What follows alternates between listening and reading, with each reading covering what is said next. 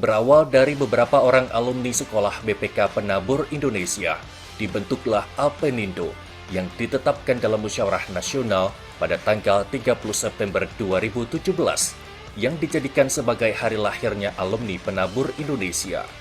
5 tahun yang lalu, beberapa teman alumni berkumpul mempunyai gagasan untuk membentuk suatu organisasi yang dapat menghimpun begitu banyak alumni yang tersebar baik itu di Indonesia maupun di negara-negara lainnya di dunia ini. Akhirnya terbentuklah Alpenindo. Sebagai organisasi yang baru, banyak sekali tantangan, hambatan yang kami hadapi. Akan tetapi, para pengurus baik itu di pusat maupun di wilayah bekerja keras tanpa pamrih untuk membuat organisasi ini dapat bertahan. Apalagi kita ketahui 2 tahun lebih terakhir ini kita dihadapi oleh wabah pandemi COVID-19. Banyak hal yang telah dilakukan. Pembentukan organisasi Alpenindo Peduli, kooperasi, seminar-seminar yang telah dilakukan, pertemuan alumni, dan berbagai kegiatan lainnya. Juga termasuk perintisan pembentukan komunitas UMKM. Tentu banyak hal lain yang belum dilakukan. Kita berharap bahwa para pengurus, teman-teman alumni dapat berhimpun di dalam organisasi yang dari kita, oleh kita, untuk kita ini. Sehingga banyak hal kita bisa lakukan untuk memberikan manfaat, baik itu bagi para alumni, juga berkontribusi positif bagi Yayasan BPK Penabur, dan bahkan kita bisa bermanfaat buat masyarakat luas. Pada kesempatan ini, saya berterima kasih kepada para pengurus, baik itu pengurus pusat maupun pengurus wilayah, juga berterima kasih kepada alumni, anggota Alpenindo yang telah berkontribusi.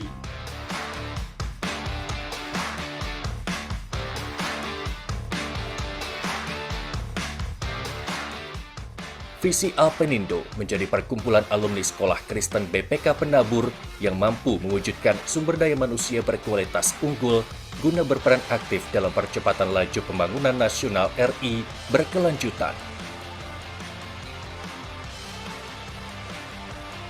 Misi Alpenindo adalah menghimpun, membina, dan membentuk sumber daya manusia alumni beriman teguh, peduli sesama, berorientasi penerapan ilmu pengetahuan teknologi, handal, beretika, berwawasan maju kooperatif peningkatan kualitas.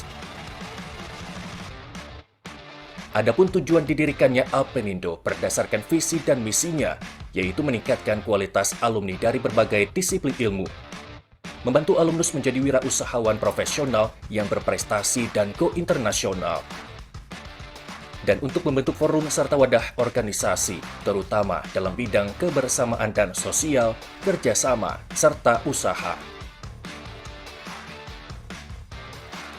Salah satu kegiatan besar yang diselenggarakan Alpenindo bekerja sama dengan Kaus.id pada pertengahan tahun 2022 adalah Alpenindo Virtual Walk, Run, and Ride 2022 yang berhasil mengumpulkan sejumlah dana untuk membantu para pensiunan guru. Alpenindo bagus, baik banget orangnya. Puji Tuhan. Semangat terus, kerja terus gitu ya, supaya apa yang diinginkan, apa yang dicita-citakan di dalam Alpenindo ini betul-betul bisa dirasakan manfaatnya bagi alumni semuanya. Ya, supaya berjalan dengan baik, berkembang lagi. Ini adalah suatu wadah yang baik untuk kita sekalian.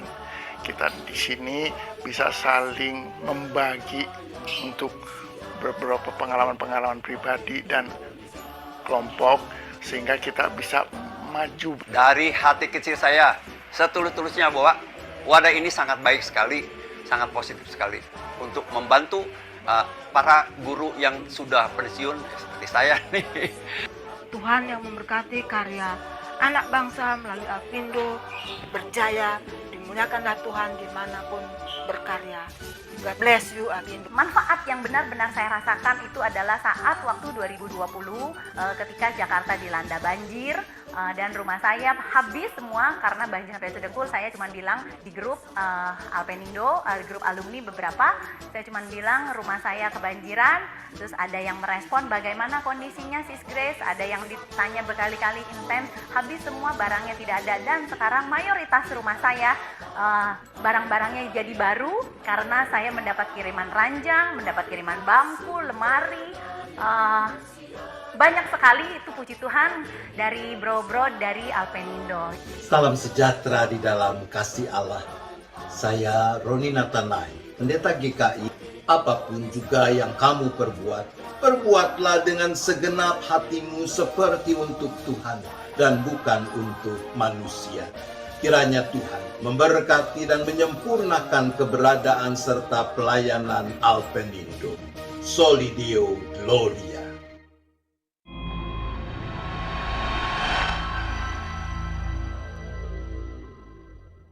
Saya Enggar Tiasto Lukita, alumnus BPK Penabur Cirebon tahun 1969. Kami bersama-sama pada 5 tahun yang lalu membentuk Alpenindo, satu forum yang didirikan oleh para alumni untuk kepentingan alumni dan juga untuk kepentingan bagi alma mater kita. Alpenindo diharapkan menjadi wadah di mana kita bisa berinteraksi satu dengan yang lain. Bukan hanya sekedar berkumpul, bukan hanya sekedar berkenalan.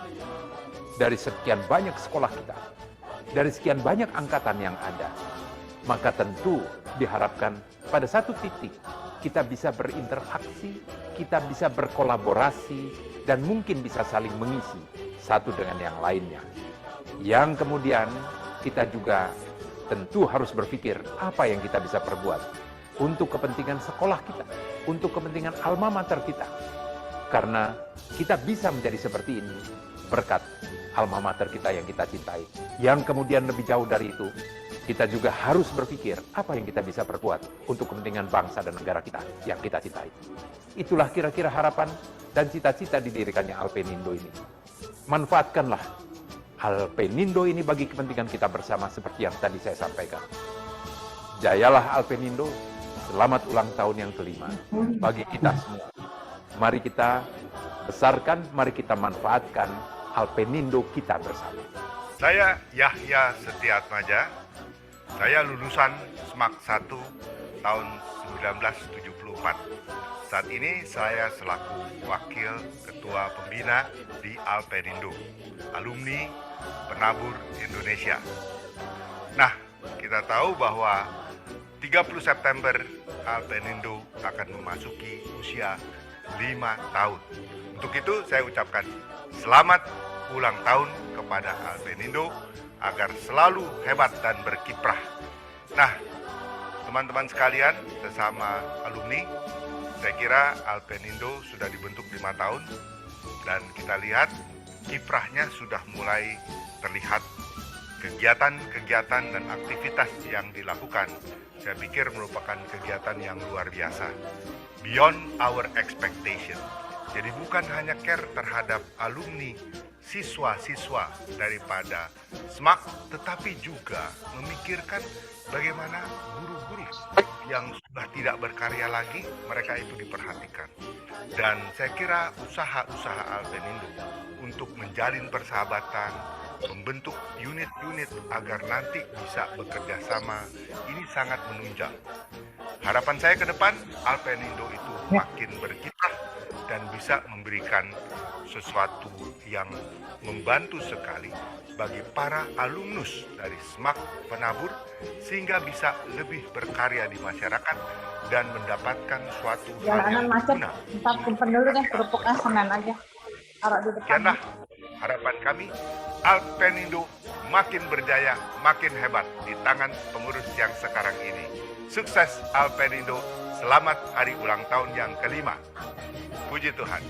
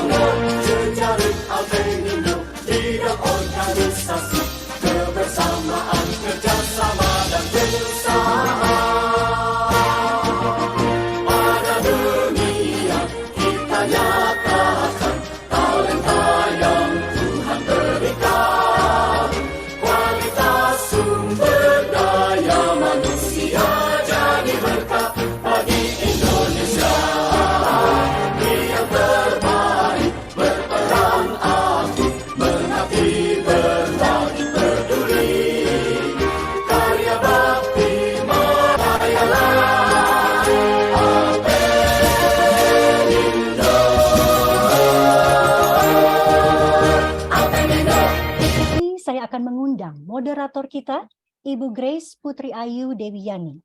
Sis Grace memulai profesi sebagai analis kredit di BCA sejak 1989. Memperoleh pendidikan formal dan eksekutif dari Universitas Tarumanagara, Nanyang Business School Executive Education, Harvard Business Executive Education, dan lainnya. Saat ini beliau bertugas sebagai Executive Vice President Corporate Credit Group Head PT BCA. Beliau juga alumni SMART 2 BPK Penabur Jakarta. Kepada Sis Grace, waktu dan tempat kami persilahkan. Terima kasih Sis Karlis Mampau.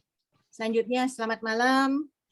Puji syukur kepada Tuhan Yang Maha Esa atas kesempatan yang diberikan kepada Alpenindo sehingga dapat menyajikan pembicara yang kita kagumi dan hormati, Bapak Enggar Tias Tolukita dan Bapak Yahya Setiatmaja, yang akan memberikan perspektif mengenai perekonomian dan bisnis Indonesia, perkiraan yang akan terjadi di tahun 2023, peluang dan tantangan.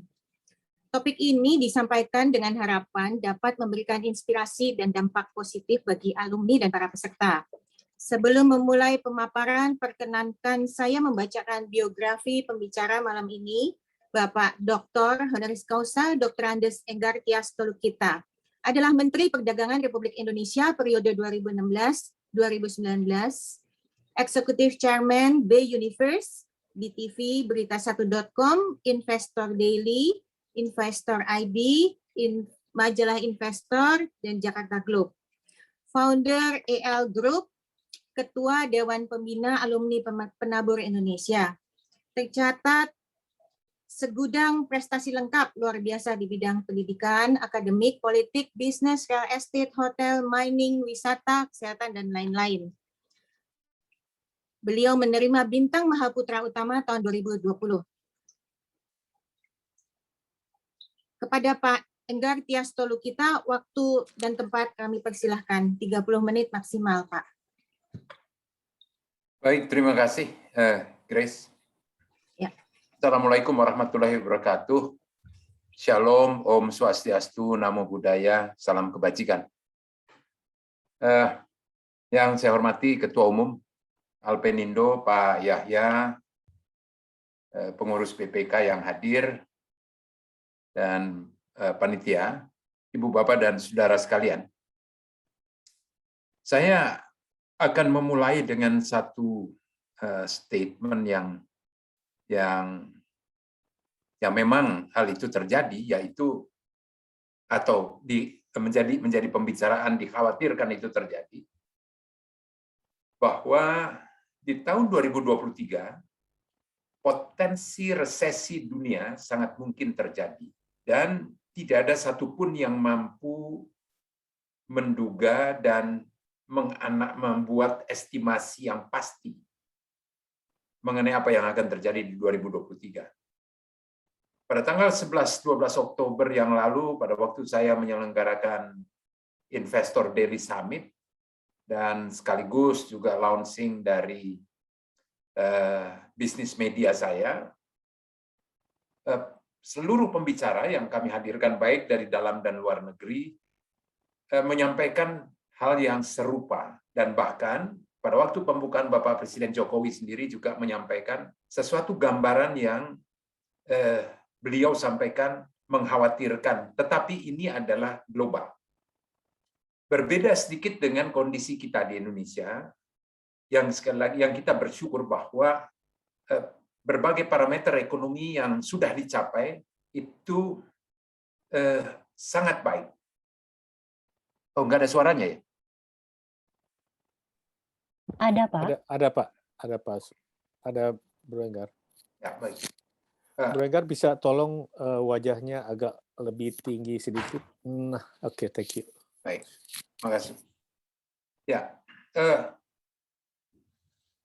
beliau menyampaikan mengenai kondisi yang memang mengkhawatirkan, dan pada tanggal 11 itu beliau menyampaikan juga bahwa Ibu Menteri Keuangan pada saat itu di Washington DC menyampaikan 28 negara menjadi pasien untuk IMF, dan sampai dengan hari ini lebih dari 66 negara yang berpotensi gagal bayar. Dan kondisi ini harus kita sikapi dengan hati-hati. Tetapi disampaikan juga oleh beliau, oleh Bapak Presiden, bahwa kita hadapi ini semua dengan optimisme, tetapi hati-hati.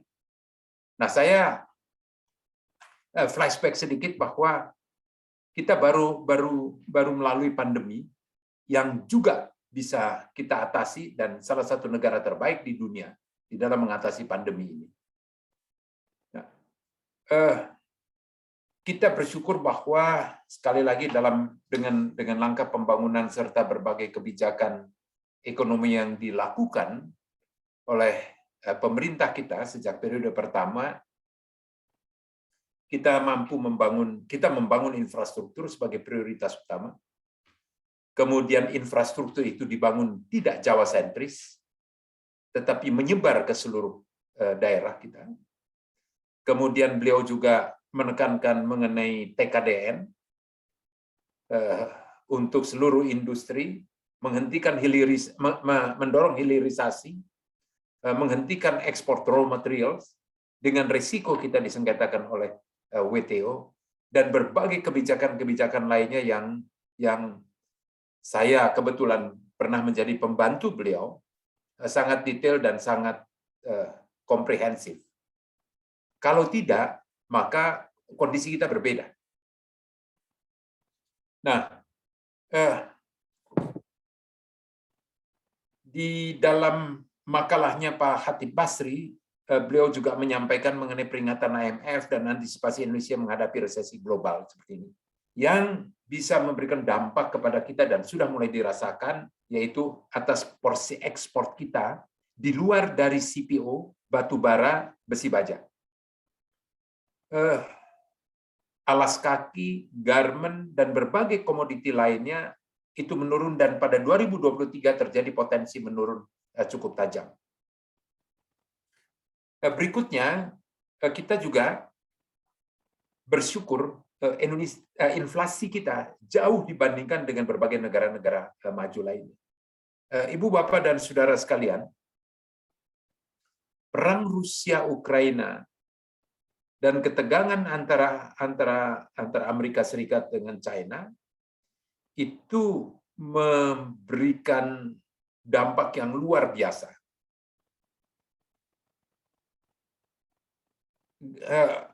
Gas, minyak dan gas, serta bahan pokok gandum yang memberikan dampak kepada negara Eropa sebagai contoh, sekarang di Jerman itu lebih dari 400% kenaikan biaya listrik sebagai contoh, dan mereka berpotensi kemungkinan. Semua itu mengakibatkan inflasi yang tinggi. Tapi kelebihan kemampuan kita, bauran ekonomi yang dilakukan oleh otoritas fiskal dan moneter kita mampu mengendalikan inflasi kita. Kondisi ini memang tidak mudah, karena di satu sisi kalau kita mau menekan inflasi, maka berpotensi menurunkan pertumbuhan ekonomi, yaitu dengan suku bunga tinggi, kemudian pengetatan moneter seperti yang dilakukan oleh Federal Reserve, kenaikan suku bunganya sangat agresif, dan kalau ini terus berjalan, maka apa yang dikhawatirkan itu sangat mungkin terjadi. Nah, Ibu, Bapak, dan saudara sekalian, kondisi yang terjadi, dan kalau kita juga lihat, saya kembali sedikit mengenai PDB Indonesia ini secara sepintas saja. Pada saat ini, per Oktober 2022 dari IMF, Indonesia nomor 7 sudah di dunia. Dan tadi sudah digambarkan juga proyeksi pertumbuhan ekonomi dan proyeksi PDB tahun 2030. Ini bisa dicapai dengan berbagai syarat, yaitu ada konsistensi, ada kesinambungan di dalam pembangunan yang dilaksanakan. Jangan pernah kita mengambil resiko dengan mencoba-coba berbagai bauran kebijakan yang akan ditelurkan. Lanjutkan. Kelanjutan ini akan menjadi kunci penting, karena dari berbagai pengamat, dari berbagai analisa ekonomi menyatakan we are on the right track. Dan memang benar. Tanpa itu, maka kita tidak mungkin bisa mencapai hal seperti ini. Nah, seperti yang tadi saya sampaikan, bahwa mengatasi persoalan ini bukanlah sesuatu yang mudah, karena seperti makan di ibarat buah si malakama, kita biarkan inflasi itu akan memberikan dampak pada daya beli, pada kenaikan harga dan sebagainya. Tetapi menekan inflasi dengan secara ketat, mengetatkan moneter, maka itu juga akan berpotensi yang akhirnya menjadi stagflasi. Dari informasi yang kami terima, dari data yang kami dapatkan, pada tahun depan, ekspor beberapa komoditi seperti alas kaki, seperti yang tadi disampaikan, garment, dan berbagai hal lainnya, berpotensi turun sampai dengan 50%. Ini mengakibatkan sebagian dari perusahaan sudah bersiap untuk melay-off tenaga kerjanya. Kalau ini terus berkelanjutan, maka akan berpotensi keresahan sosial. Dalam waktu yang tidak terlalu lama, ada peninjauan mengenai UMP. Yang dikhawatirkan adalah pada tahun politik ini, maka ini akan dijadikan komoditi. Menuntut kenaikan upah di luar dari rumus yang ada di dalam undang-undang. Saya meyakini pemerintah sudah mulai untuk bersiap menghadapi ini, dan berbagai asosiasi juga sudah mengantisipasi untuk hal ini. Langkah yang telah diambil oleh pemerintah adalah menyiapkan bantalan sosial, yaitu bantuan langsung tunai yang mungkin benar terjadi ketidaksesuaian atau salah sasaran. Katakanlah kesalahan itu sampai dengan 5%.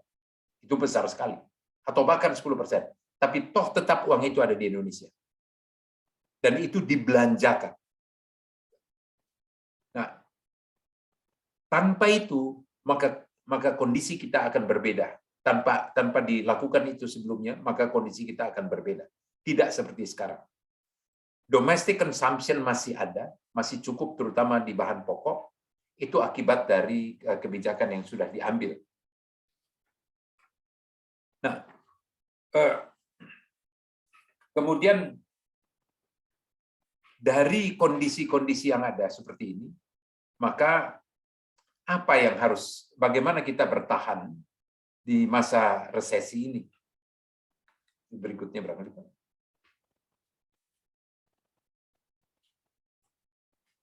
Slide, ya. Tidak semua mengalami dampak resesi. Saya tadi sampaikan juga dari sisi ekspor yang besar, itu CPO, kemudian batu bara masih mendominasi, apalagi dengan kenaikan harga yang begitu tinggi. Kemudian juga dari hilirisasi dari baterai dan sebagainya, dari nikel yang bukan raw materials. Nah, beberapa profesi dan kegiatan usaha ini tetap dapat bertahan, yaitu makanan, kemudian kesehatan, itu minimal dua hal yang pasti tetap menjadi kebutuhan. Demikian juga dengan logistik yang masih tetap bertahan. Nah, dan berbagai profesi yang lain. Kemudian kita harus bisa melihat dan menciptakan peluang baru. Dan kita tidak boleh berdiam diri, harus bisa melihat di tengah kesulitan yang ada, kita harus melihat opportunity yang ada. Ibu, Bapak, dan Saudara sekalian, di tengah kondisi seperti ini yang bagaimanapun juga akan memberikan dampak kepada Indonesia, kita juga memasuki tahun politik. Bahkan yang sebenarnya harusnya dimulai di tahun depan, tetapi sejak semester 1 kita sudah mulai, suhu politik sudah mulai menghangat. Tetapi untuk dari aspek ekonomi, kita bersyukur ada tahun politik ini, ada pemilu ini, karena jumlah uang beredarnya akan besar. Mulai dari berbagai pertemuan yang membutuhkan konsumsi, cetak banner, cetak spanduk, cetak kaos, dan berbagai hal lainnya, termasuk di dalamnya pembagian uang kepada masyarakat untuk memilih. Itu sudah tidak laku lagi itu 50.000, di atas 100.000 per suara, dan itu akan tinggi sekali di 2023, 2024 itu perputaran uang akan sangat tinggi. Tetapi yang harus kita sikapi dengan hati-hati adalah saya ingin mengajak kita semua untuk membuat situasi ini kondusif. Benar-benar dijadikan pesta demokrasi dan kita hindarin politik aliran, dan kita fokus, kita sama-sama kita harus bersatu untuk menghadapi situasi yang sungguh sangat tidak mudah, yang dalam sejarah hal ini belum pernah terjadi. Nah, Ibu, Bapak, dan Saudara sekalian, sekali lagi situasi yang suram di dunia untuk tahun depan, dan dalam kondisi yang baik di Indonesia, yang terbaik yang ada di antara negara G20. Tetapi kita tidak boleh kita berpangku tangan dan kemudian kita berdiam diri, dan atau kita menjadi pesimis. Kita harus optimis. Mungkin ada yang bertanya, sekarang apa yang harus dilakukan? Spending atau tidak? Rumus yang sederhana adalah berhemat. Tapi bayangkan kalau semua orang tidak spending, tidak membiayakan, maka ekonomi kita tidak akan berjalan. Jadi, bagi mereka yang sudah mempunyai tabungan yang cukup, belanja saja. Jangan ragu untuk membelanjakan uang. Tetapi belanja yang tidak berlebihan, dan belilah produk-produk dalam negeri. Kita juga harus bersiap dengan kondisi iklim yang tidak menentu. Ketahanan pangan menjadi sesuatu yang perlu, yang harus dijaga. Dan selama kita atau sejauh memungkinkan di tempat kita masing-masing, kita menanam sesuatu yang bisa kita konsumsi, kita konsum, itu juga tidak ada salahnya. Atau kita dorong untuk melakukan hal seperti itu. Itulah beberapa hal, Ibu, Bapak, dan Saudara sekalian, sebagai satu gambaran yang sekali lagi kondisinya sungguh tidak mudah, tetapi kita harus tetap optimis. Dan Anthony Kwasnica, Associate Professor of Business Economics dari Penn State, menyatakan bahwa secara teknis resesi berakhir manakala roda perekonomian mulai bergerak, walaupun pergerakannya masih sangat lambat. Itu catatan mengenai resesi, dan saya juga sampaikan mengenai berbagai tantangan, mengenai pembangunan SDM yang juga menjadi skala prioritas, bagaimana membangun karakter dan mindset industri di berbagai sektor ekonomi. Ini kebetulan ada dari Yayasan BPK. Tantangan ke depan adalah bagaimana sistem pendidikan kita itu harus bisa menjawab atas kebutuhan yang ada. Dan kemudian sebagai kesimpulan ada beberapa catatan. Sekali lagi, konflik Rusia-Ukraina kita tidak tahu kapan selesai. Tetapi satu hal yang kita syukuri, sampai dengan saat ini, pada G20 nanti, mereka sudah memberikan konfirmasi hadir secara keseluruhan kepala-kepala negara yang sedang bersengketa, itu juga akan hadir. Diharapkan di dalam G20 ini, kita tidak mungkin mengharap yang terlalu tinggi, tetapi diharapkan sudah ada beberapa komunikasi dan komitmen atau kekhawatiran yang sama. Dan kita dalam menghadapi resesi, jangan panik ketika roda ekonomi mulai melambat, tapi mulailah memberi perhatian pada pengeluaran dan jangan berlebihan. Nah, kalau melakukan investasi yang tinggi, hati-hati, jangan yang high risk. Kalau yang urusan ini Pak Yahya tentu akan sudah mempunyai batasan-batasan yang ada dengan pengalaman yang begitu besar di perbankan. Itulah beberapa hal yang bisa saya sampaikan sebagai mengawali ini. Mbak Grace, saya kembalikan. Terima kasih, semoga bermanfaat. Assalamualaikum warahmatullahi wabarakatuh. Om Santi Santi Santi Om. Terima kasih Pak Enggar, waktunya pas, nggak lebih, nggak kurang, tepat. Telah memberikan pemaparan yang komprehensif dan bermanfaat untuk kita semua. Selanjutnya kita langsung ekonomi akuntan BCA One ini.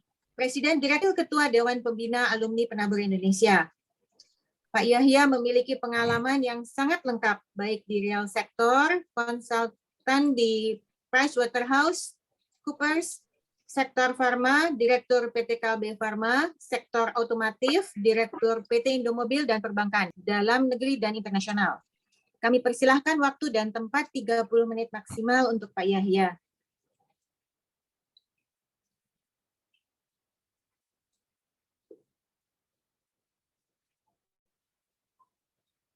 Shalom, Assalamualaikum warahmatullahi wabarakatuh. Om Swastiastu, Nama Budaya, Salam Kebajikan. Yang kami hormati Bapak Willy selaku Ketua Alpenindo, Pak Aris, Pak Tio tadi, Bro Tio, Pak Enggar, juga Sis Carly, Sis Grace, dan tentunya Bro Sis sekalian, para peserta dalam seminar malam hari ini. Saya lihat sudah ada 569 partisipan, cukup banyak. Bapak Ibu sekalian, teman-teman sekalian, Bro Sis sekalian, kita mencoba mengamati seperti juga yang telah disampaikan Pak Enggar, tahun 2023 seperti apa. Nah, untuk itu kita coba di slide pertama mungkin, silakan. Nah, kalau kita lihat di global itu jelas banyak sekali ketidakpastiannya. Perang Rusia-Ukraina. Jujur saja pada waktu pertama kali saya mendengar berita perang Rusia-Ukraina, perkiraan saya ya paling-paling 3 bulan, 6 bulan lah akan selesai. Karena kalau dibandingkan skala kemampuan daripada Rusia dibanding Ukraina itu jauh sekali. Meskipun kita tahu Ukraina didukung oleh NATO. Tapi kan NATO hanya bisa memberikan persenjataan saja, gitu kan? Tidak dalam arti memberikan pasukan. Nah, dan dari segi teknologi, Rusia luar biasa. Tetapi berjalannya waktu, ya mohon maaf kalau saya katakan rupanya Rusia menikmati sekali perang ini. Kenapa? Karena biaya persenjataan yang habis untuk biaya perang itu lebih kecil jauh dibandingkan keuntungan harga minyak. Harga minyak dari 60-an dolar per barel bisa meningkat sampai pernah 120 dolar per barel, dan sekarang hovering WTI dan Brent itu sekitar 80 sampai 90 dolar, bahkan terakhir sudah mulai meningkat lebih kencang lagi ke arah 95 dolar ya. Jadi luar biasa income daripada jualan minyak ini. Itu blessing in disguise bagi Rusia. Jadi kita juga nggak bisa memprediksi nih, kapan Rusia benar-benar serius mau mengakhiri perang. Malah menikmati ini, kelihatannya, income yang besar. Kemudian kita lihat, sebelum perang itu kan ada COVID di Tiongkok. Sampai sekarang pun orang selalu was-was. Ada lagi dari Alpha, Delta, Omicron, ada lagi XBB di Singapura terakhir. Masih ketidakpastian apakah ini benar-benar COVID ini bisa berlaku seperti flu biasa atau enggak gitu kan. Kemudian, nah ini yang menarik sebenarnya. Dan banyak menyangkut kita juga, yaitu kenaikan dari Federal Reserve. Mereka itu dari 0,25. Ini bagi teman-teman yang tidak mengikuti ya. Kalau teman-teman perbankan, ekonom tentu tahu. Dari 0,25 itu sudah naik 3,75%. Saat ini menjadi 4, sekitar 4 ya. Dalam waktu dari sejak Maret. Mereka menaikkan Maret 0,25 dan bertahap sehingga mencapai 3,75. Nah, BI rate gimana? BI rate kita ini 3,5 awalnya naik 1,25. Jadi kalau Amerika menaikkan 3,75, kita menaikkan 1,25 sehingga menjadi 4,75. Jadi yang tadinya perbedaan interest rate Amerika dengan kita itu 3,25, sekarang tinggal 0,75%. Nah, ini yang menarik sekali. Jadi nanti kita lihat juga bagaimana rupiah itu bergerak dari 14.200 pada sekitar awal tahun menjadi saat ini sudah 15.700-800 ya. Cukup tinggi ya, mungkin sekitar 8% lah perkiraan kami ya. Meskipun kalau kita bandingkan dengan Jepang, Jepang itu sudah terdepresiasi sekitar 30%. Dari 115 sampai menjadi 148, hampir 100, pernah 151, tetapi diintervensi oleh Bank of Japan sehingga menjadi 148-an saat ini. Kalau kita lihat pound sterling sempat menjadi 1:1. terhadap US, meskipun sekarang mungkin sekitar 1,1 atau 1,2. Euro yang tadinya juga sekitar 1,5, 1,4, sekarang 1:1 hampir. Australian dollar juga demikian, New Zealand dollar juga demikian. Jadi currency lain itu sebenarnya depresiasi lebih besar daripada rupiah kita. Nah, rupiah itu kalau terhadap US dollar memang terdepresiasi, yang seperti saya katakan dari 14.200 menjadi 15.700-an. Namun terhadap currency tadi, yen misalnya, euro, dan currency pound sterling misalnya, itu kita menguat. Jadi kalau saat ini kita belanja di Jepang, itu diskon 30% dibanding sebelum COVID gitu ya. Jadi kalau kita belanja di Eropa, itu juga diskon semua, karena dari segi mata uang rupiah, spending dalam euro, spending dalam yen, itu lebih murah dalam rupiah kita, karena rupiah kita menguat terhadap currency ini. Ini suatu hal yang menarik. Tetapi ini juga merupakan suatu ancaman juga, nanti saya akan ceritakan lebih detail. Kemudian ketidakpastian itu dari harga komoditas yang tinggi. Ya, bagi kita mungkin ini agak positif, karena kita bisa seperti Pak Enggar katakan ya, besi, alumina, kemudian nikel, tembaga, itu harganya baik dan ekspor kita luar biasa. Dan di samping itu CPO, ya, kelapa sawit, minyaknya juga, itu juga naiknya luar biasa. Kalau saya tidak salah, kelapa sawit dari 1.500 dan saat ini stabilis mungkin di sekitar 900 sampai hampir 1.000 dolar per ton. Sedangkan batu bara kalau kita lihat dulu lowestnya itu mencapai 60-an dolar per ton. Saat ini bisa naik sampai 300-400. Jadi kalau saya ketemu pemain batu bara, mereka bilang mimpi pun nggak pernah bahwa batu bara bisa di atas 300 dolar per ton.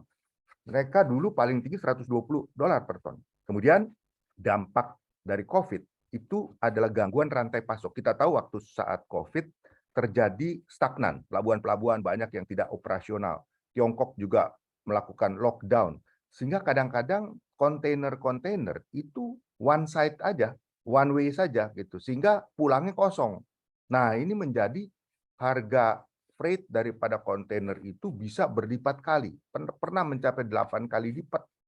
Nah, sekarang mungkin agak sudah mulai oke, tetapi tetap masih mahal. Karena apa? Minyaknya juga mahal kan? Minyaknya mahal dan biaya transportasi juga itu akan meningkat karena biaya minyak yang mahal. Nah, kemudian resesi global. Kenapa dikatakan akan terjadi resesi global? Nah, seperti tadi, kita tahu bahwa di Amerika inflasi itu meningkat sampai pernah pada mengatasi inflasi itu sebenarnya adalah menaikkan suku bunga. Meskipun kalau secara makroekonomi kita katakan inflasi itu ada dua macam inflation. Kalau cost push itu inflasi yang terjadi karena kenaikan harga-harga bahan baku, bahan pokok. Kalau demand pull adalah karena begitu bagusnya buying power masyarakat sehingga mereka tuh beli barang otomatis karena supply dan demand banyak, supply terbatas, harga naik. Nah, jadi ada dua. Sebenarnya demand pull yang terjadi di Amerika sebenarnya adalah kombinasi antara cost push inflation dan demand pull. Dan dengan menaikkan suku bunga, ini ada suatu gambling di mana teorinya adalah memang kalau bunga dinaikkan, daya beli akan berkurang, inflasi itu akan turun. Karena apa? Karena ya daya beli itu akan berkurang ya. Nah, tetapi masih menjadi pertanyaan buat kita semua bahwa unsur cost push di Amerika itu akan terjadi karena apa? Karena memang awalnya mereka memboikot produk-produk murah dari Cina. Sehingga sekarang replacement daripada produk itu harus produk lokal yang notabene kita tahu biaya kerja di Amerika itu sangat mahal. Atau mereka harus import apakah dari Eropa, ada dari Jepang, dari Australia mungkin. Nah, ini kan transportation cost-nya juga mahal dan biayanya juga mahal. Itu menyebabkan bahwa masih pertanyaan akan segera atau tidak bisa diturunkan inflasi di Amerika meskipun secara bertahap sudah turun ke 8,1, masih tinggi. Nah, ini sekedar pengetahuan kita bahwa suku bunga di Amerika yang sudah naik 3,75 belum stop. Desember masih bisa naik lagi. Kemudian quarter pertama, quarter kedua tahun depan itu masih ada kemungkinan atau sampai dengan 75 basis per quarter ya. Jadi masih ada potensi 1% sampai 1,5% tahun depan. Ya, jadi kita bayangkan berapa suku bunga di Amerika yang akan terjadi. Kalau tadinya mereka itu bisa mendapatkan mortgage, KPR ya, istilah kita KPR, itu mungkin dengan 3-4%, saat ini sudah 7-8%, akan memberatkan. Ya. Nah, ini adalah ketidakpastian. Kemudian kita lanjut. Next. Nah, tadi saya sudah singgung inflasi. Nah, kita gambarkan di sini ya, inflasi di Rusia 13,7, Turki sampai 83,5. US 8,2 yang terakhir itu. Tadinya 9,1. Brazil 7,2. Indonesia masih bagus. Masih di bawah 6%, 5,95. Di Cina 2,8%. Ya, next. Nah, ini yang dapat kita lihat grafik di sini adalah bagaimana kenaikan-kenaikan daripada komoditas. Memang buat Indonesia ini suatu hal yang positif. Terutama komoditas ekspor Indonesia ya. Kita lihat ada nikel. Nah, ini memang meningkatkan devisa kita. Ini salah satu bumper kenapa depresiasi dolar terhadap rupiah terhadap dolar itu lebih kecil dibandingkan yen, euro, pound sterling, Australian dollar, dan lain-lain. Nah, karena ekspor kita itu masih bagus. Meskipun kalau kita amati, saya dapatkan data dari Bank Indonesia, data sampai Mei tahun ini misalnya, itu eksportir Indonesia, ternyata dari 30-an billion dollar hasil ekspor, itu yang dikonversi menjadi rupiah, artinya si eksporter membawa ke Indonesia dolarnya hasil ekspor, lalu dikonversi. Ini yang penting, dolar dibawa masuk dan dikonversi. Karena apa? Karena ini menambah suplai dolar lokal, rupiah lokal. Ya. Nah, itu hanya 9 billion dolar, dari 30 hanya 9 yang dikonversi. Yang dibawa masuk ada 20, tetapi 10-nya tuh 10-11 masih tetap di-keep dalam dolar, belum dikonversi ke rupiah. Artinya sebenarnya sudah menambah kekuatan rupiah kita, sehingga depresiasinya hanya 8% dibandingkan tetangga-tetangga currency lain. Nah, komoditi impor kalau kita lihat, ini sama, ada kenaikan pasti, ya. Tetapi mungkin jumlahnya belum terlalu balik ke jumlah sebelum COVID, karena kita tahu konsumsi. Dan juga kita tahu di samping misalnya tadi ini adalah import yang memang komoditas import yang cukup besar ya, gandum, kedelai. Nah, ini memang memboroskan devisa, tapi memang itu merupakan kebutuhan kita ya. Tetapi jangan lupa sekarang ini kalau kita lihat golongan menengah di Indonesia itu masih punya potensi yang besar. Nah, begitu Omikron ini sudah mulai bisa berkompromi, kemudian sudah mulai dikendorkan, tidak ada lagi karantina, maka minat untuk para mereka level menengah untuk spending ke luar negeri itu meningkat segera. Mereka udah siap untuk jalan-jalan. Jadi Pak Enggar nggak usah takut kalau kita amati ya, memang kelas menengah itu mereka udah diam di rumah terus gitu kan, kesempatan untuk bisa traveling, kita ada travel fair dan apa itu luar biasa permintaannya ya. Dan juga kita lihat hotel-hotel di luar negeri udah banyak juga mendapatkan pengunjung, daerah-daerah wisata juga sudah mulai meningkat. Nah, ini mereka sudah mulai spending, dan di lokal pun demikian. Karena kita contoh ya, di kredit card itu pada waktu COVID yang dipakai hanya untuk online, karena orang ya nggak bisa keluar rumah, nggak bisa belanja. Tetapi begitu dibuka untuk bisa debt store buka, toko-toko buka, boleh jalan-jalan ke Bali, ke mana-mana bebas. Nah, transaksi kredit card kita itu langsung melejit ke atas. Jadi memang ini adalah kesempatan dari middle up class untuk spending, karena tadinya mereka sudah tertahan 2 tahun setengah tidak melakukan spending. Ya. Jadi memang kita ada hikmah dari ekspor kita lebih besar dari impor saat ini. Itu menghasilkan devisa yang lumayan bagus, meskipun secara total volume mungkin akan mengecil ya, karena volumenya memang mengecil. Nah, cuma ada catatan juga di sini bahwa dalam devisa itu yang harusnya positif, tetapi BI juga untuk mempertahankan jumlah dari atau kurs dari rupiah harus masuk pasar, intervensi pasar terus, harus dijaga terus. Dan itu kalau kami amatin, terakhir pergerakannya sekitar 1,2 billion itu yang dipakai untuk lakukan intervensi pasar. Next. Nah, kemudian di sini kita lihat pengetatan moneter tadi sudah diikuti oleh BI, meskipun ada perbedaan ya. Seperti yang tadi saya katakan, Amerika sudah menaikkan 3,75, kita 1,25. Ini sekedar gambaran saja. Next slide.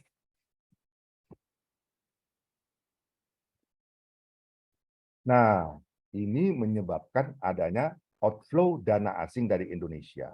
Kita tahu kalau dari segi saham mungkin masih cukup positif, karena banyak investor asing yang merasakan bahwa potensi perusahaan-perusahaan di Indonesia cukup besar. Karena apa? Karena kita merupakan negara yang populasinya besar. Dan untuk populasi besar, banyak sekali permintaan barang dan jasa. Dan untuk itu mereka masih memberikan suatu plus point di sini. Mereka masih ada inflow saham.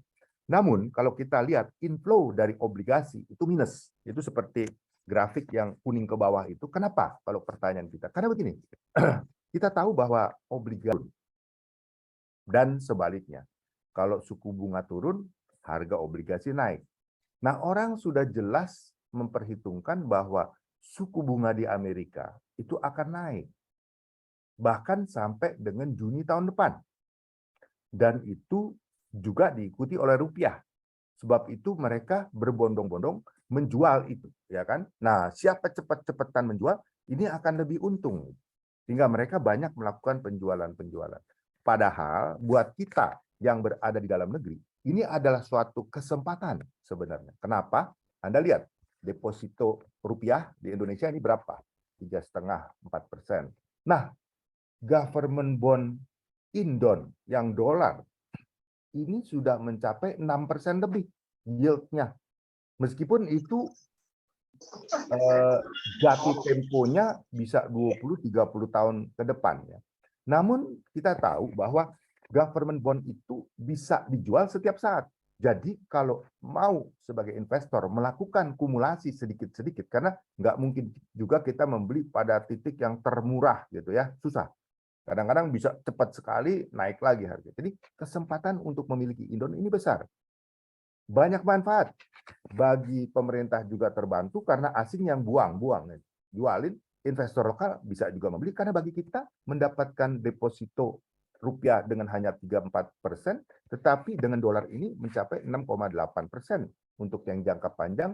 Dan nanti kalau saat interest di Amerika sudah turun, memang tidak akan waktu segera baru mulai turun. Pada saat itu kita dengan mudah bisa menjual bond yang 30 tahun ini dan untung. Kenapa? Karena pada saat itu bunga turun, rumusan tadi harga bond itu naik. Kita akan mendapatkan capital gain. Dan selama ini kita akan memiliki suatu paper yang yield-nya 6,8%. Nah, inilah salah satu kesempatan dalam keadaan kesulitan pun ada kesempatan. Jadi nanti kalau ada yang ingin bertanya lebih detail, saya akan jelaskan. Jumlahnya juga nggak terlalu besar ya. Kalau mau masuk di sini dengan jumlah $30.000 itu bisa. Next slide. Nah ini hanya membandingkan yang tadi saya katakan bahwa perubahan terhadap US dollar Indonesia ya termasuk yang oke dibandingkan dengan negara-negara lain. Ya. Kalau kita lihat memang seperti di Australia itu juga lebih berat depresiasi daripada mata uangnya. Oke, next. Nah, ini tadi saya pikir kita udah singgung karena mengingat waktu juga. Next slide bisa diteruskan.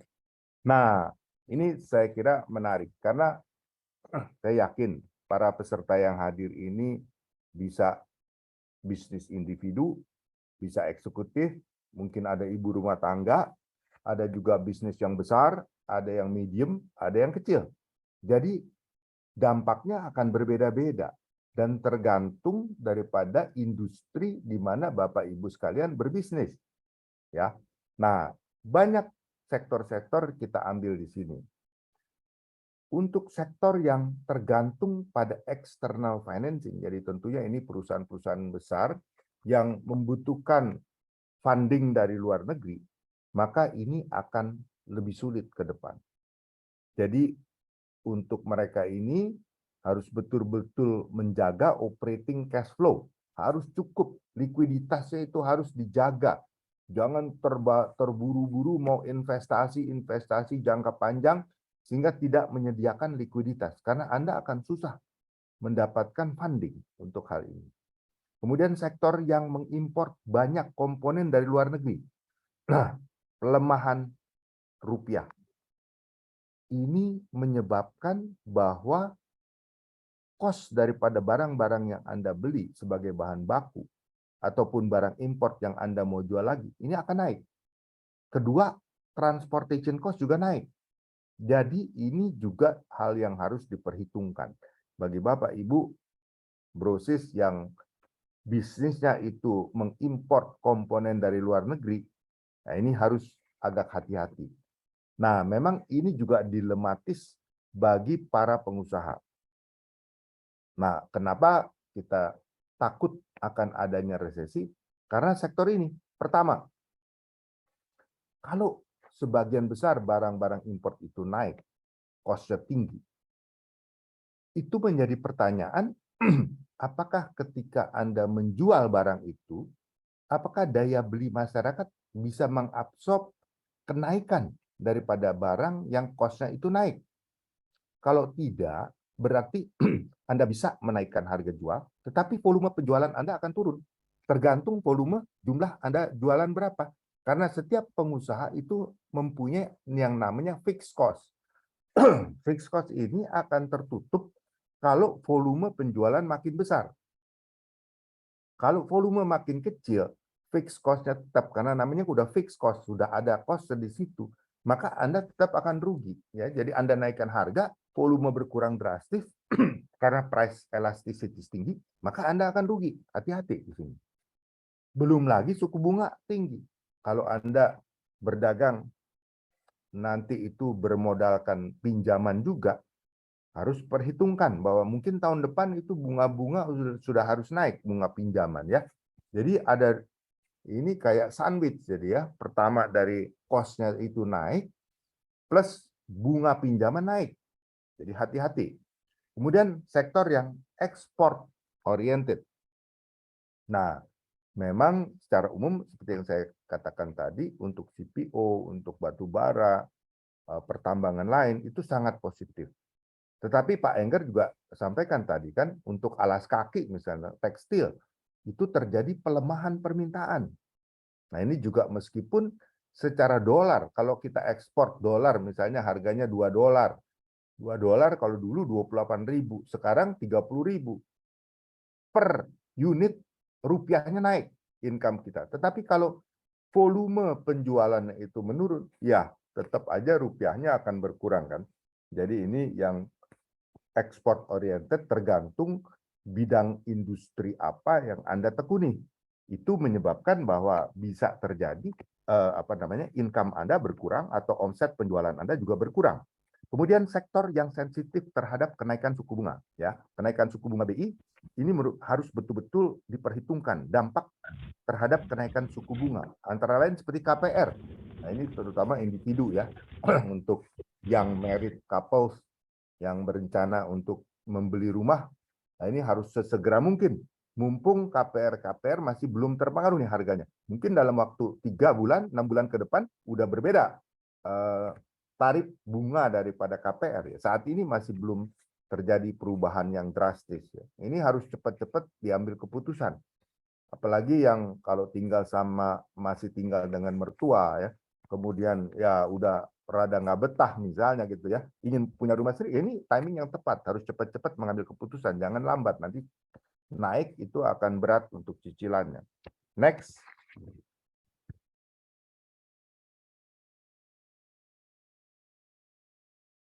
Nah, memang kita melihat bahwa dengan adanya kebangkitan ekonomi, nah ini sebenarnya ya kalau tidak ada resesi, dengan turunnya COVID dan mulai bergeraknya daerah-daerah wisata, kemudian mobilitas masyarakat sudah meningkat, maka sebenarnya aktivitas bisnis sudah mulai recover. Tetapi memang karena tadi masalah kenaikan suku bunga, kemudian kenaikan harga-harga komoditas, kenaikan harga-harga barang impor, ini juga mengurangi buying power. Tetapi saya memang punya potensi yang masih oke. Artinya kita nggak boleh terlalu pesimistis juga. Karena apa? Memang UMR tahun ini tuh relatif kecil naiknya, 1-2% saya kira ya, UMR. Meskipun banyak perusahaan-perusahaan ya seperti di BCA ya kita naiknya masih lebih dari 7% ya. Tetapi banyak sekali yang hanya menaikkan 1-2%. Artinya per individual spending power dia pasti melemah. Kenapa? Karena inflasi kita udah 6% ya. Dan itu yang official. Artinya kalau kita nggak konsumsi barang impor. Kalau kita pakai untuk konsumsi barang impor, maka inflasinya itu udah mungkin di atas 10-12%. Nah, artinya buying power masyarakat itu secara umum menurun. Tetapi ada tetapinya. Karena tadi kita melihat bahwa daerah-daerah seperti Sulawesi, daerah seperti Kalimantan, Sumatera, Papua, itu menghasilkan tadi barang tambang, CPO, dan ini aktivitasnya meningkat. Saya sempat mengecek ke teman-teman yang bergerak di CPO, di pertambangan, mereka menambah rekrutmen tenaga kerja cukup besar. Nah, rekrutmen itu tidak hanya dari karyawan setempat. Mereka tetap merekrut dari Jawa. Artinya apa? Penyebaran income itu bertambah. Meskipun tadi kalau saya katakan per individu itu naiknya sedikit. Tetapi banyak orang yang tadinya mungkin sempat tidak mendapat pekerjaan, sekarang mendapat pekerjaan. Jadi mereka mendapatkan full income untuk di spending. Sebab itu kita melihat kemampuan daerah-daerah seperti Sumatera, Kalimantan, Sulawesi itu meningkat. Saya cek misalnya di beberapa toko-toko retailer besar ya, itu mereka omset di toko yang existing naiknya sedikit. Tetapi dengan mereka membuka outlet-outlet baru di luar kota, di luar pulau, di luar pulau Jawa ya maksud saya, itu meningkat. Karena di mana mereka membuka toko baru, omsetnya cukup besar. Nah ini tadi teori yang saya katakan bahwa secara income per kapitanya, memang sedikit kenaikannya, tetapi karena perluasan tenaga kerja ini, pertambahan tenaga kerja ini memberikan dampak yang sangat positif untuk buying power masyarakat. Nah, berikutnya.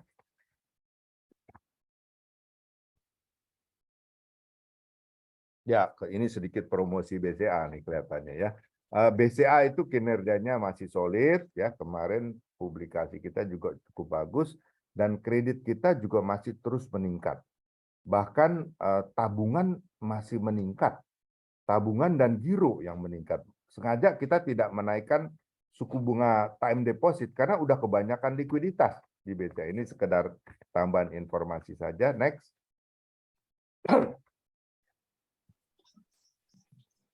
Nah, sebenarnya ini juga merupakan produk-produk yang BCA berikan layanan kepada masyarakat cukup banyak sekali. Dan Welma ini salah satu yang saya katakan bisa membeli investment item. Seperti tadi kalau mau perlu indon atau apa itu bisa beli di situ. Dan ini akan menjadikan kemudahan Anda untuk berinvestasi. Nah, secara summary saya katakan bahwa dalam memasuki masa resesi, tentu setiap individu, setiap perusahaan, setiap tingkatan kita ini berbeda-beda. Industri di mana Anda terlibat berbeda-beda. Sebab itulah nanti ada kesempatan tanya jawab untuk Anda yang ingin sekali menanyakan masalah bisnis Anda secara lebih spesifik. Silakan, karena jawabannya akan sangat open ending. Kalau secara umum ya, kita nggak bisa mengatakan apa-apa, tetapi tetap likuiditas itu harus dijaga. Ada kesempatan untuk investasi, kalau memang produk-produk itu bagus, tentu harus Anda persiapkan poin juga, karena ini akan memberatkan Anda untuk membayar bunga daripada pinjaman yang diperkirakan tahun depan itu pasti naik. Ya tidak dalam waktu yang sekarang ini, tetapi tahun depan itu rasanya akan terjadi kenaikan-kenaikan ini. Dan Anda harus mempersiapkan diri untuk menghadapi hal itu. Dan tadi juga saya sudah paparkan industri-industri masing-masing. Untuk industri konsumen, saya pikir masih cukup banyak kebutuhan karena kita lihat bahwa di Indonesia populasi 260 juta itu membutuhkan makanan dan ini akan terus berkembang. Yang memang kelihatan berkurang adalah retail daripada jual beli saham. Luar biasa, apalagi ada income waktu itu semacam yang main robot, yang main investment yang rada aneh-aneh, yang main Bitcoin itu waktu itu sempat mendapatkan income yang luar biasa. Sekarang ya gone with the wind ya. Jadi kalau kita lihat Bitcoin aja harganya dari $60.000 udah sempat sekarang mungkin 20-an ribu, mungkin di bawah 20.000 sedikit ya. Nah, jadi ini sepi kelihatannya ya. Jadi memang banyak hal-hal yang tadinya mendapatkan easy money itu sekarang hilang. Banyak startup perusahaan yang dulu fintech valuation-nya tinggi luar biasa, sekarang mulai rontok. Jadi orang financial statement harus bagus, bukan menjual cerita-cerita atau based on futures expectation, which is susah sekali untuk dipenuhi ya. Jadi based on real performance. Saya akhiri uraian saya, tapi nanti ada kesempatan untuk tanya jawab. Nanti mungkin ada yang Pak Enggar bisa menjawab dan ada juga yang saya akan berusaha menjawab. Sekian paparan saya. Terima kasih atas perhatian Bapak Ibu Bro Sis sekalian. Assalamualaikum warahmatullahi wabarakatuh. Terima kasih Pak Yahya atas pemaparan yang luar biasa, singkat, padat, jelas, terstruktur, dan rupanya menjawab sebagian besar pertanyaan dari teman-teman dan Bro and Sis sekalian. Sebagai catatan,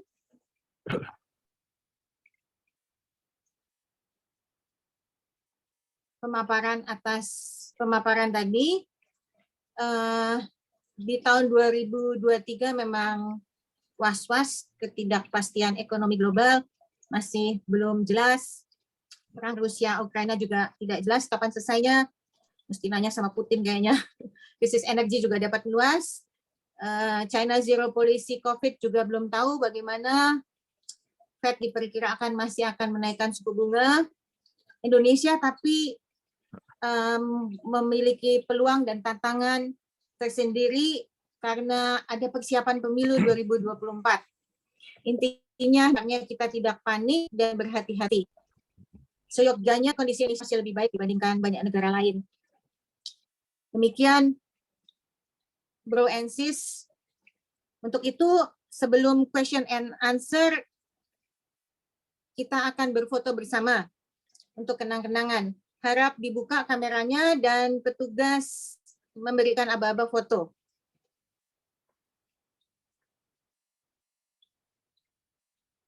Oke, Bapak Ibu semua, Bro and Sis, mari kita foto bersama dulu. Karena ini ada 24 layar, mohon sabar ya. Saya foto dulu dari layar pertama. 1, 2, 3.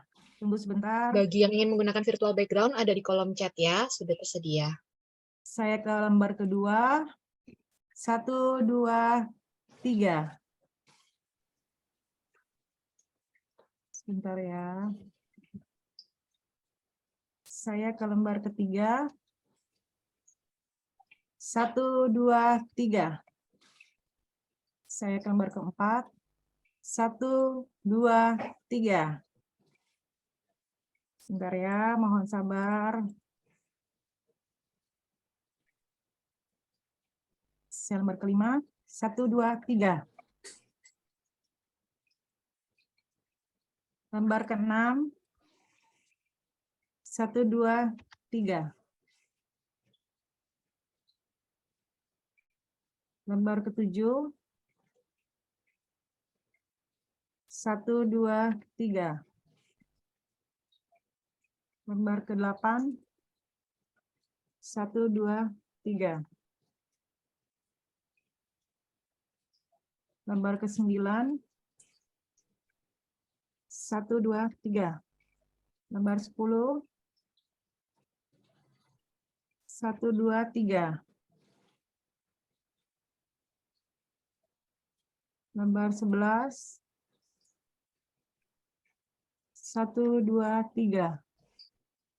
Kemudian kita ke lembar 12. 1, 2, 3. Lembar 13. 1, 2, 3. Lembar 14. 1, 2, 3. Lembar 15. 1, 2, 3. Lembar 16. 1, 2, 3. Lembar 17, 1, 2, 3. Lembar 18, 1, 2, 3. Lembar 19, 1, 2, 3. Lembar 20, 1, 2, 3. Lembar 21, 1, 2, 3. Lembar 22, 1, 2, 3. Lembar terakhir, lembar 23, 1, 2, 3. Oke, terima kasih Bapak Ibu, Bro NC semua sudah mau menunggu. Terima kasih. Terima kasih Sis Ani. Selesai juga akhirnya. Banyak soalnya, Sis. Pesertanya banyak. Iya, Ini peminatnya pertanyaannya juga meluber. 1000 kepada Pak Enggar dan Pak Yahya. Saya rangkumkan beberapa pertanyaan yang saya bacakan. Satu itu bagaimana pengaruh pemilu terhadap perekonomian pasar modal di Indonesia. Ada yang bertanya juga saham BBCA bagaimana, obligasi dan perbankan. Saya bacakan 3 dulu. Yang kedua, bagaimana prospek sektor properti di Jabotabek dan Ibu Kota Baru. Yang bertanya mengenai. Terus ada yang bertanya juga untuk industri tekstil yang sedang berat saat ini, bagaimana peluang ekspor?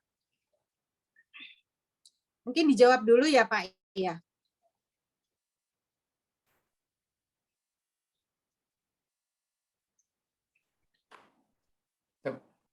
Oke, Grace. Ya. Iya Pak. Silakan Pak Yahya dulu. Silakan. Oke, terima kasih Pak Enggar.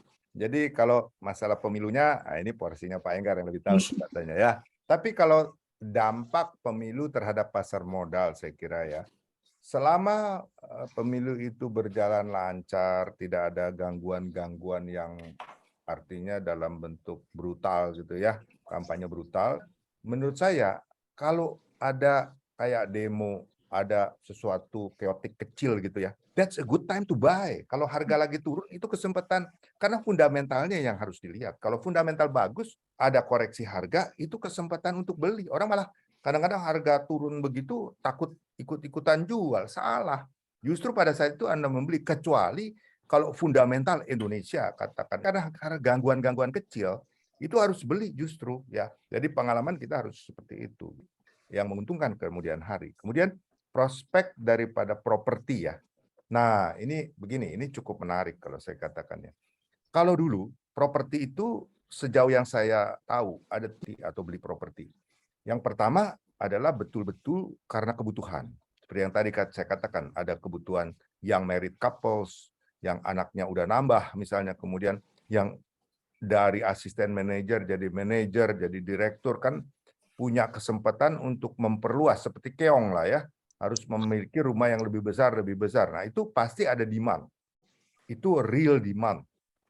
Yang kedua, pada saat misalnya banyak ekspatriat datang, banyak anak-anak universitas misalnya masuk di sekolah gitu ya, biasanya orang membeli properti untuk disewakan. Apakah untuk kontrak, untuk kos-kosan, untuk direntalkan ke orang-orang ekspatriat. Jadi ada kebutuhan itu. Ada juga yang membeli apartemen untuk itu. Nah, tetapi kita belajar dari apa yang terjadi sejak COVID 2019 itu COVID-19, ternyata yang beli apartemen harus bayar service charge. Yang nyewa nggak ada, malah negatif income. Nah, itu menyebabkan orang yang tadinya bertujuan membeli properti untuk investasi dan untuk menghasilkan bunga, menghasilkan yield ya, itu sekarang sedikit. Yang ketiga adalah orang yang pengusaha. Pengusaha ini biasa mempunyai kekayaan, dia beli rumah.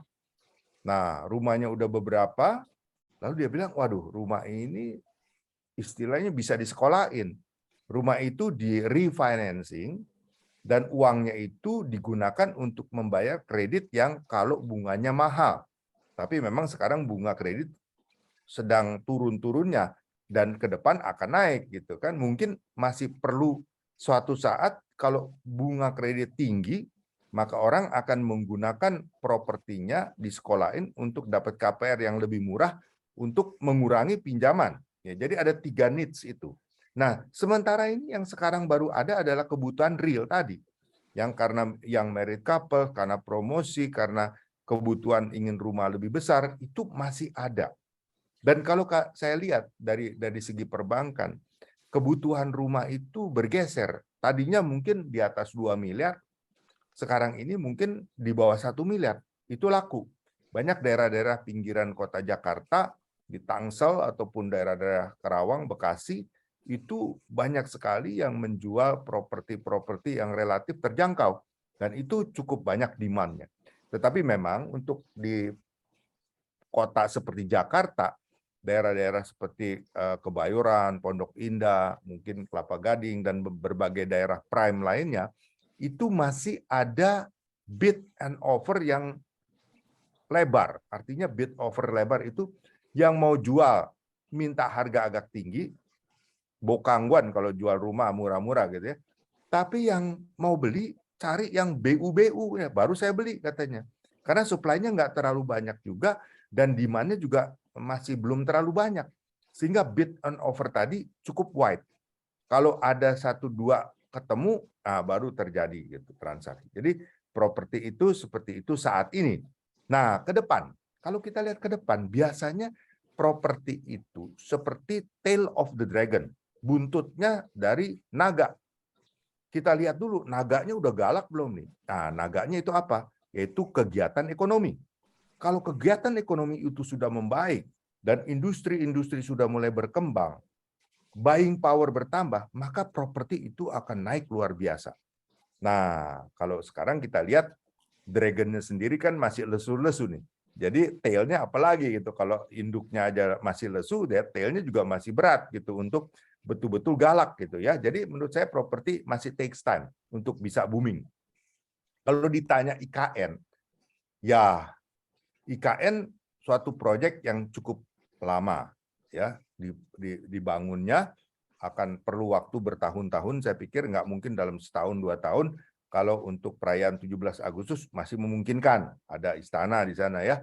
Tetapi untuk kota yang betul-betul perfect rasanya 5-10 tahun menurut saya ya. Tapi mungkin saja kalau ada misalnya suatu dana yang cukup besar, lalu effortnya betul-betul besar, bisa saja cepat berkembang. Tetapi saya juga belum ada gambaran saat ini bagaimana prospek properti di IKN. Saya pikir hal itu yang dapat saya jelaskan. Kalau kontraktor ya, kontraktor ini kan banyak macam Pak. Ada bangunan, ada mau bangun pelabuhan, kontraktornya jalan tol, gedung besar, gedung kecil, gedung menengah, banyak sekali. Jadi kontraktor jenis apa ya tergantung dari bisnis yang akan berkembang, tentu kontraktornya dibutuhkan. Kalau bisnis induknya masih lesu, ya kontraktor juga lesu juga otomatis ya. Jadi saya pikir ini Anda bergerak dalam kontraktor bidang apa, tergantung bidangnya gitu kan, beda-beda. Kemudian tekstil, ya memang saya akui bahwa tekstil itu cukup berat ya. Dan ke depan juga saya pikir masih cukup merupakan suatu tantangan. Untuk ekspor juga, seperti tadi saya katakan, ekspor kalau kita ekspor ke Amerika itu murah. Karena apa? Rupiahnya terdepresiasi terhadap dolar. Tapi Anda ekspor ke Jepang, itu dengan harga yang sama, itu harganya naik 30% loh bagi orang Jepang untuk beli kita punya tekstil. Untuk orang Eropa, beli kita punya barang-barang juga naik sekitar mungkin 25%-an ya. Jadi buat di sana cukup berat kita jualan karena rupiah terhadap currency mereka itu menguat, bukan melemah. Jadi harus cari ke negara yang melemah seperti Amerika. Ya satu-satunya sekarang Amerika. Ke lain tempat itu kita menguat gitu kan.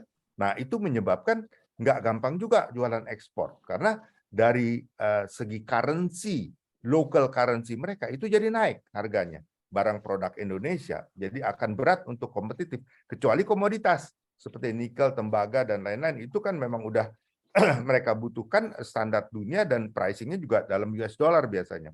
Itu it's okay gitu kan. Jadi kira-kira begitu. Terima kasih. Mungkin dari Pak Enggar ada tambahan, silakan Pak. Terima kasih Pak. Saya lanjut ya, Grace. Ya, Pak. Baik. Saya mumpung masih hangat, saya dari yang terakhir dulu dari mengenai tekstil. Saya sependapat dengan Pak Yahya, tapi saya mau melihat dari sisi yang lain, yaitu purchasing power-nya, daya belinya mereka yang di Eropa itu turun sekali. Kemudian di Amerika juga agak turun. Nah, pada waktu yang lalu sudah mulai marahnya Amerika kepada China. Harga China itu jauh lebih murah dibandingkan dengan kita. Tetapi pemerintah Amerika yang kebijakan yang sampai sekarang masih terjadi adalah coba mereka dengan ada safeguard, dengan ada dikenakan berbagai biaya yang lain, mengurangi pembelian dari China. Nah, kemudian masuk melalui Vietnam. Dan Vietnam mengekspor komoditinya itu, tekstilnya itu juga ke China, yang dari sisi harga juga masih lebih kompetitif dibandingkan kita. Tetapi kenaikan ekspor TPT kita ke Amerika meningkat cukup tajam dengan berbagai pendekatan yang sudah dilakukan. Sekarang agak terganggu karena semata-mata karena daya beli. Jadi dari sisi produk kita sudah mulai baik, dari sisi harga karena dengan kebijakan yang diambil oleh Amerika itu juga sudah menguntungkan kita, tetapi mengenai masalah daya beli itu sebabnya yang dari informasi dan data yang saya dapatkan turun diperkirakan sampai sekarang karena biasanya kontraknya pembicaraan sudah mulai di menjelang akhir tahun, itu mereka mengkhawatirkan berkurang sampai dengan 50%. Dan kita juga maklum, kita juga sebagai tukang jahit, baik alas kaki, kemudian juga berbagai garment yang ada, itu kita tukang jahit dan itu mereka sudah menurunkan kuantitinya. Jadi itu yang pertama. Yang kedua, yang tadi saya sebagai tambahan untuk kontraktor tadi adalah ya hati-hati aja dengan pembayarannya. Jadi harus di-secure betul mengenai pembayarannya. APBN kita itu kalau kita lihat dari komposisinya, maka walaupun untuk tahun 2023 keputusannya adalah fleksibel. Jadi ada fleksibilitas untuk melakukan realokasi. Ini dalam situasi yang emergency itu diberikan kewenangan kepada pemerintah untuk melakukan realokasi. Kalau dulu ada refocusing untuk kepentingan pandemi pada waktu itu. Nah, kalau APBN masih tetap mengucurkan pembangunan fisiknya, infrastrukturnya masih tetap berjalan, dan juga dengan alokasi ke daerah juga masih tetap jalan, tetapi sekali lagi diperlukan kehati-hatian. Mengenai rumah, saya sekarang ini kalau dulu kita mengalihkan dari landed house ke rumah susun, tetapi sejak pandemi, maka terjadi pergeseran lagi. Mereka lebih memilih ke landed house. Dan karena dengan ya dipercepat sekali lagi dengan pandemi, mereka bisa bekerja dari manapun, work from everywhere. Jadi mengenai masalah jarak itu bukan lagi menjadi kendala. Tadi Pak Yahya menyampaikan sudah mulai di berbagai daerah pinggiran itu marak. Ya, betul. Dan harga memang sensitif, tetapi upmarket itu tetap masih ada. Hanya terbatas sekali, tetapi harga itu sensitif. Jadi affordability ini yang masih menjadi persoalan. Sekarang bagaimana dengan Jakarta, dengan ibu kota negara, artinya dari sisi aspek properti. Yang pasti pembangunan ibu kota negara tetap berjalan, dan saya berada pada posisi mendukung, karena kalau tidak, maka kita akan kehilangan momentum untuk itu. Jakarta sudah tidak mampu. Jawa juga tidak mampu untuk mendukung dengan loaded-nya yang seperti ini. Jakarta tetap menjadi kota perdagangan, tetapi bebannya akan dibagi, di-share ke Kalimantan. Nah, hanya sekarang kendalanya adalah di pembangunan. Kalau sekarang mau sedikit berspekulasi katakanlah, atau kalau dalam bahasa yang lebih sopannya, membeli properti, membeli lahan dengan harga yang murah ya sekarang. Tetapi bukan untuk spekulasi, ini harus dibangun. Saya sendiri sudah menugaskan untuk mencari satu areal. Saya akan bikin studio TV di sana, di ibu kota negara atau dekat dengan ibu kota negara, karena sekarang sudah 90 kota kami tayang, dan Balikpapan, saya di luar kota Nielsen, saya masuk di Balikpapan karena kita siap untuk masuk di ibu kota negara untuk melihat flow dan memberikan informasi kepada masyarakat mengenai berbagai kegiatan-kegiatan yang dilakukan di ibu kota negara itu.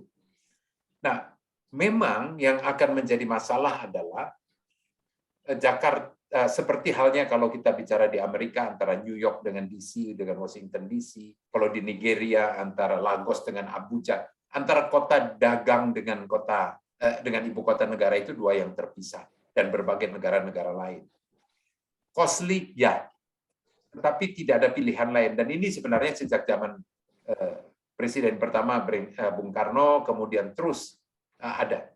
Pak Harto sendiri pada waktu lalu mau mengalihkan, dan ini sebenarnya tidak terlalu jauh, tetapi persoalannya adalah spekulasi tanahnya aja di sana yang sudah dikuasai oleh berbagai macam, dan tanahnya bergerak. Nah, pilihan yang ada di sana di Kalimantan Timur ini itu adalah yang terbaik dari yang ada, dan saya mengikuti terus perkembangan yang terjadi di sana. Jadi prospeknya harusnya bagus. Hanya sekarang momentum untuk berspekulasi ya jangan terlalu berani karena situasi yang seperti ini. Nah, yang terakhir tadi mengenai pemilu, ya saya berharap betul, dan kita semua saling menjaga untuk tidak lagi ada benturan yang keras dan mempergunakan dengan politik identitas ini. Saya tadi menyorot dari aspek uang beredar saja, dan itu akan menarik karena ini pesta betul-betul pesta, mulai dari berbagai kegiatan, kita kumpul-kumpul dulu, saya kampanye juga mengumpulkan massa, pasti itu segala macam makanan saya kumpulin, warung, kemudian bikin kaos seperti yang tadi saya uraikan. Tetapi saya mau mengajak kita semua untuk benar-benar menjadi warga negara Indonesia yang peduli, yang bertanggung jawab, dan ikutilah semua perkembangan yang ada. Yang saya mau sampaikan lagi adalah pembangunan ini harus berkelanjutan, harus berkesinambungan. Terlalu mahal kita kalau ini tidak dilanjutkan.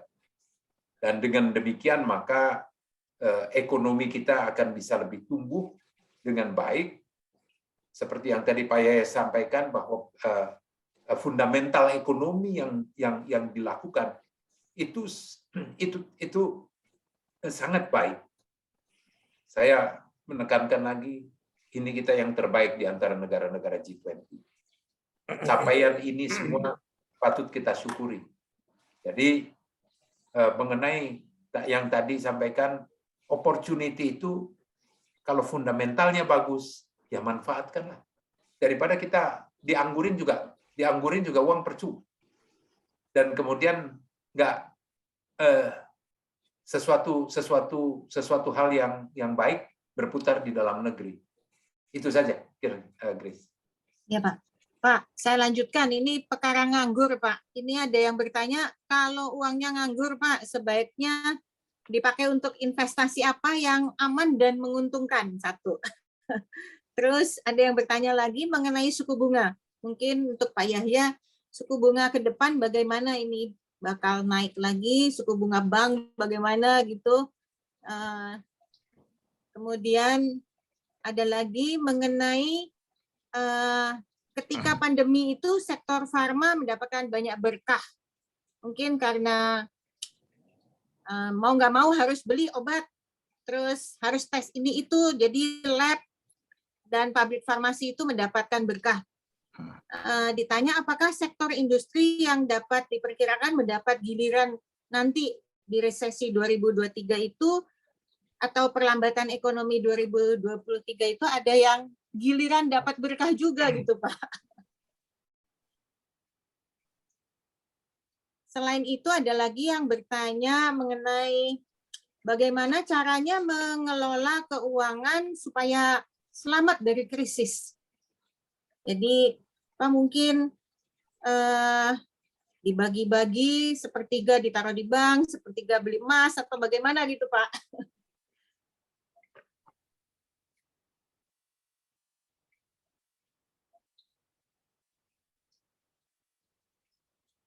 Sudah. Itu saja, Grace, sementara? Iya Pak, sementara itu dulu ya Pak. Banyak sekali Pak yang bertanya sebetulnya. Ya, saya jawab dikit dulu ya Pak Enggar ya. Silakan Pak. Ya, jadi uang nganggur. Nah, kalau dikatakan uang nganggur, pertama jumlahnya dulu gitu ya. 1 juta, 100 juta, 1 miliar, 100 miliar, 200 miliar, 1 triliun.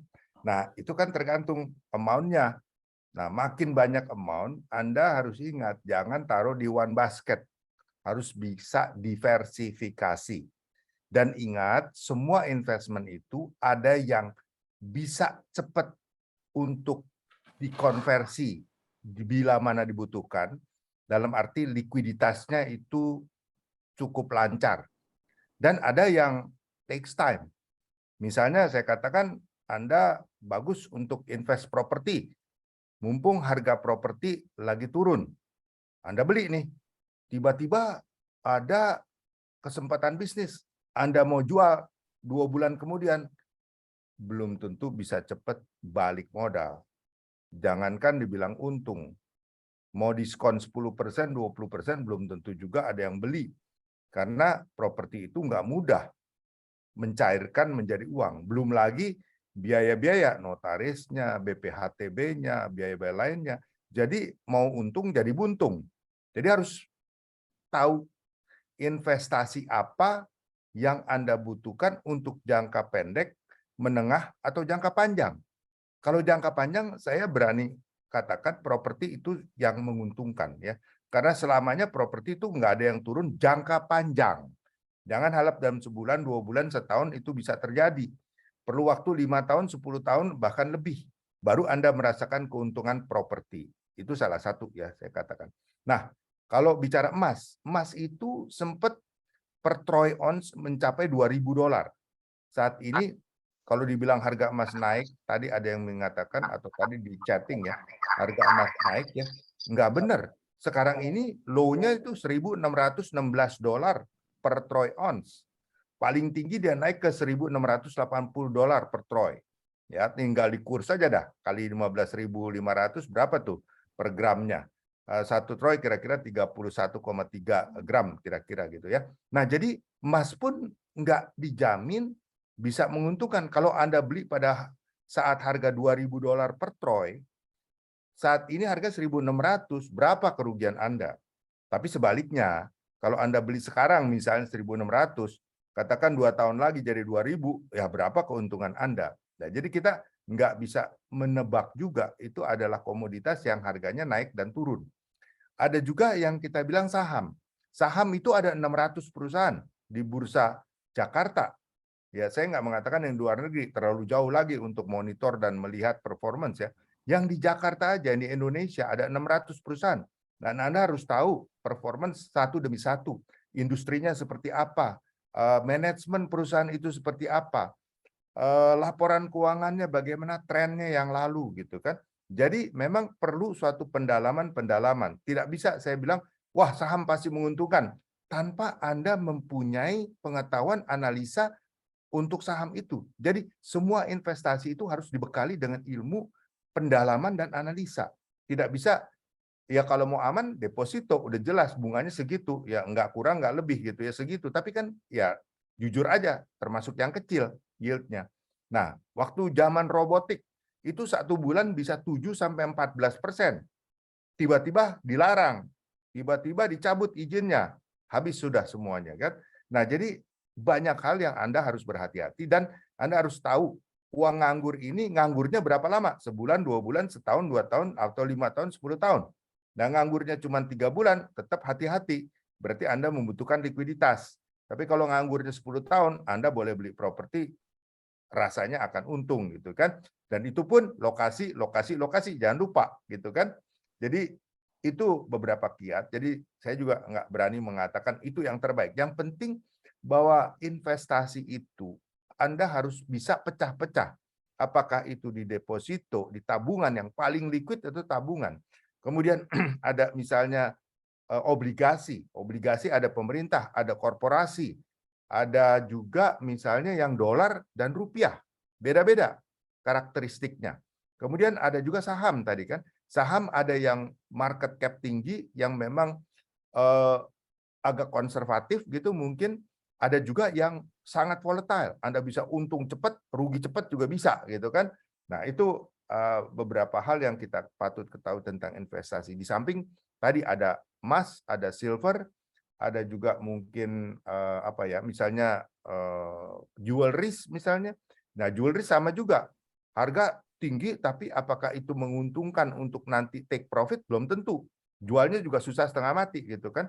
Jadi ini masalah nilai dan kebutuhan likuiditas, ini yang Anda penting. Apalagi kalau Anda pengusaha, likuiditas itu sangat penting. Sebab itu kenapa tabungan meskipun hampir nol bunganya, tetap itu ada orang taruh tabungan. Karena suatu saat itu digunakan untuk suatu keuntungan tertentu. Contoh, pengusaha misalnya distributor ataupun dealer-dealer kecil. Biasanya perusahaan besar sering mengadakan campaign. Mau dekat Lebaran, mendekat tahun baru, diskon 5%. Anda ambil cepat gitu kan. Nah, itu butuh cash. Itu harus segera cash and carry. Jadi mereka 0% nggak apa-apa. Begitu ada kesempatan bisa dapat yield 10%. Karena diskon 10% dalam 1, 2, 3 bulan. Nah, jadi itu tergantung strategi bisnis Anda, tergantung Anda individual, karyawan, apakah pengusaha kecil, menengah, sedang, beda-beda. Nanti bisa diskusi kalau memang Anda spesifik ingin menanyakan. Saya pikir itu tentang uang nganggur. Kalau suku bunga, definitely jamin, yakin, hakul yakin sampai Juni tahun depan itu naik. Naiknya seberapa? Ya kita lihat. Fed sebagai suatu lembaga reputasi yang akan men-lead market. Seluruh dunia terpaksa naik. Inggris terpaksa naik. Euro terpaksa naik. Indonesia terpaksa naik. Australia terpaksa naik bunganya juga. Kemudian Singapura ngikut buntut persis seperti US dollar naiknya gitu ya. Jadi Fed yang mendrive semuanya. Cuman satu yang bandel, yen. Sebab itu yen tergerus 35% kursnya karena dia bandel, tidak mau mengikuti tren untuk naik ya. Jadi kalau ditanyakan bunga itu pasti naik. Nah, tinggal naiknya kapan dan yang mana. Kalau deposito saya kira dalam sebulan 2 bulan ke depan ini trennya akan mulai meningkat. Dan kalau deposito meningkat, maka cost of fund dari perbankan biasanya naik. Jadi serta-merta itu akan diikuti kenaikan dengan pinjaman. Jadi saya perkirakan paling tidak awal tahun depan bisa terjadi kenaikan-kenaikan kalau deposito rate sudah naik. Tabungan, kalau saya lihat tabungan ada 2 macam. Tabungan digunakan untuk transaksi, ini nggak perlu naik bunganya. Karena orang nggak butuh bunga, butuh kemudahan bertransaksi. Apalagi sudah digitalized. Tetapi ada juga bunga yang memberikan bunga. Ini benar-benar nabung. Tapi sebulan itu biasanya dibatasi. 4 kali narik misalnya. Jangan tiap hari mau narik. Itu bukan menabung namanya. Itu mau transaksi. Kan beda. Jadi purpose-nya beda. Produknya juga beda. Gitu kan. Ada bunga tabungan bebas administrasi. Ada bunganya tapi benar-benar nabung. Tarik paling maksimum 4 kali. Nggak boleh sering-sering. Ada tabungan yang boleh sering tarik setor. Tapi itu kena biaya admin, bunganya hampir 0. Pilihan ada di Anda, gitu ya. Kemudian tentang farmasi. Saya katakan farmasi juga nggak semuanya untung loh. Farmasi yang memproduksi obat-obat COVID, produksi vitamin, terus alat-alat kesehatan yang dibutuhkan untuk penderita COVID ya, seperti oksigen mungkin tabung-tabung oksigen, itu laku. Tapi obat-obat dokter yang umum, obat sakit perut, misal seperti Promah, seperti obat pilek gitu ya, selama COVID itu berkurang banyak. Kenapa? Karena orang banyak di rumah, orang jaga kesehatan, antibiotik dan lain turun banyak pada saat itu. Kenapa? Karena orang tidak lagi keluar dan tidak tertular penyakit. Mereka lebih menjaga diri. Jadi banyak industri farmasi juga yang kurang bagus. Tapi untuk yang dipakai untuk produk-produk COVID itu laris memang ya. Jadi ke depan ya kita nggak tahu. Ke depan ya saya juga nggak bisa memprediksi bisnis apa yang mendadak seperti farmasi pada saat ada COVID ya. Karena kita juga nggak tahu kejadian apa yang akan terjadi tahun 2023 gitu kan. Tetapi secara umum masyarakat Indonesia ini mempunyai kemampuan spending. Untuk itu barang-barang konsumtif itu cukup dibutuhkan. Kita lihat misalnya GoFood, ada GrabFood, misalnya ada Shopee Food, itu laris, jualannya laris. Nah, restoran-restoran, Anda kalau jalan-jalan ke PIK itu ya, waduh, restoran itu penuh di sana.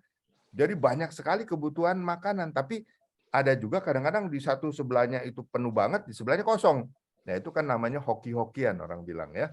Nah, mungkin tergantung selera juga, tergantung tipe makanan dan lain-lain. Kemudian yang terakhir apa ya? Kalau nggak salah, bagaimana mengelola dari saat krisis. Dalam keadaan krisis yang pertama harus Anda jaga likuiditas. Anda harus siap dengan uang tunai. Itu harus is a must ya. Jangan semua diinvestasikan untuk investasi yang susah dilikuidkan, dicairkan dananya ya. Nah, jadi itu yang paling pokok. Kalau mau investasi tentu kalau ada prospek bagus harus berani, tetapi harus dengan hitungan yang kuat. Jangan terlalu banyak unsur pinjaman untuk investasi jangka panjang. Harus Anda punya equity. Kalau equity sendiri kan ya kalau misalnya nggak jalan pun nggak ada beban tambahan. Kalau ada pinjaman maka ini berarti Anda berbeban untuk bayar bunga terus.